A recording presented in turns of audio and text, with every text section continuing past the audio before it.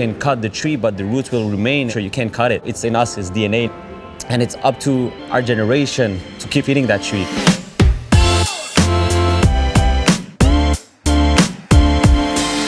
When I was like 15 to 22, I was scared of the society I grew up in, so I found, a side world, which was my world of graffiti, the street, and all these things. And then with Khmer, it was like, I opened the book of our history, of our family, of all of us.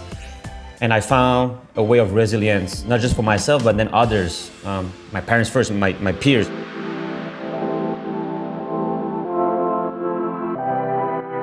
I think there's one project in particular when it really switched, and I often come to that project, to the one with The Roots Remain, the documentary film we did in 2012 with the whole team, and the mural I did of my family back then.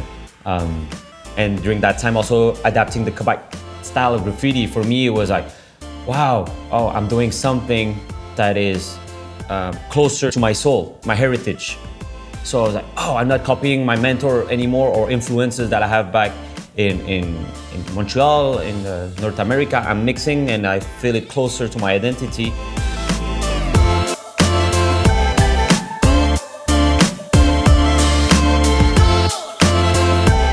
I feel art is a way to create bridges between communities or dialogue. So let's say that I'm a young Cambodian. Yeah. So what do you expect me to feel like when I see the artwork? Pirku, I don't think like what people will feel, but my process is I go through my own feelings, right?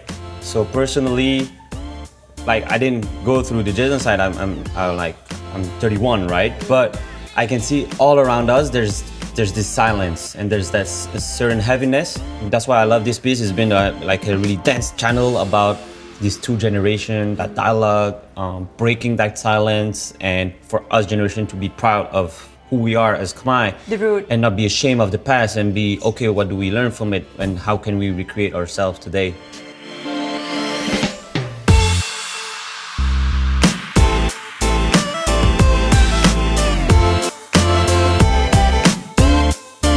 I think it's one of the most exciting times because you have that shift between old and new, and us as artists feeling all that vibration, growing our craft that is Khmer, but being up to date with what the future holds, I think it's even more important, to still grow same again from these roots and be true to our ancestors and who we are today for tomorrow.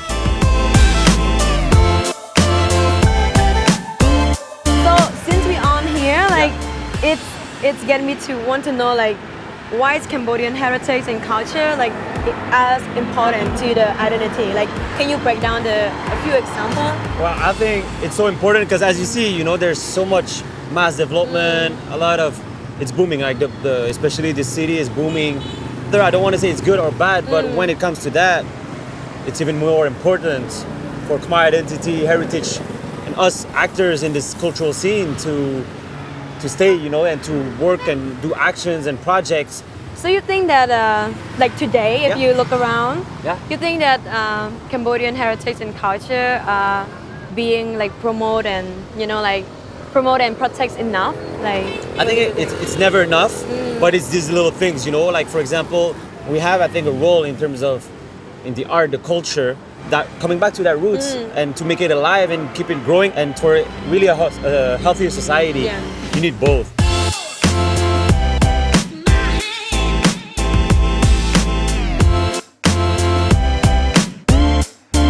I see all of your generation, our generation, that build your craft being here. I'm like, oh wow, and that energy is exchanged through culture. Is like whatever the medium. So let's say some incredible thing is happening in Cambodia.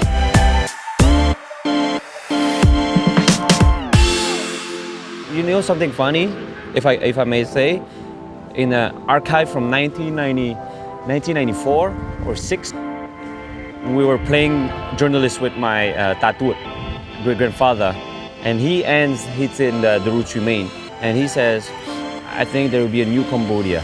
It won't be the same, but a new Cambodia, and I hope Cambodia will remain Cambodian.